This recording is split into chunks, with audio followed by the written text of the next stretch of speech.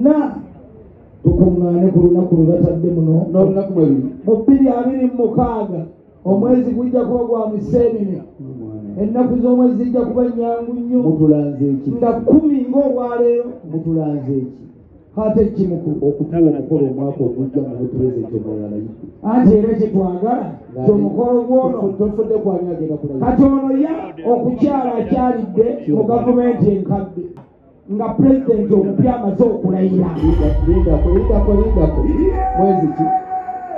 Museenene ye Novemba ye Novemba gwegwe 11 senga wala nga wala alindako awulira nti wala nnyo nkolera ekintu kimu encakeera mu banka eryalooni bage nti bisasula mu Novemba omwaka gumu lwejja okutegeera nti edduka wanje gwera looni enkya lwejja okutegeera nti Novemba ali kumpi saba mukulu omukolo guba wala naye looni ekola ki ozirika ebintu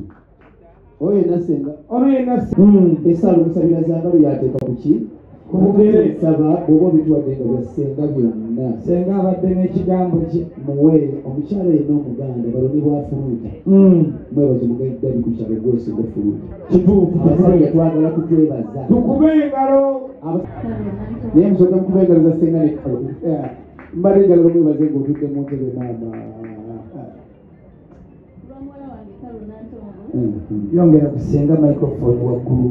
era nyongera okwebaza nakati gwatali singa ekikolisizza kaba kiki era Florence Nampi wamagenda abaana baffe ab'olugave tweyanziza nnyo tweyanzeege tukube engalo ffe ze twanukuza nga batwebaza amiina kaakati nja kusaba bino byonna bigenda kuvaawo era abaana bange bagenda kubitwala essebo wekalo towooza nti ne byakusaaga kino kiringa kiyungu kino kiringa ki kiyungu totandika okulya ebintu by'omusajja ng'oleza nti byakusaaga kino kiki kiyungu ekyalira omuzikaalo wali amugulya ebigambo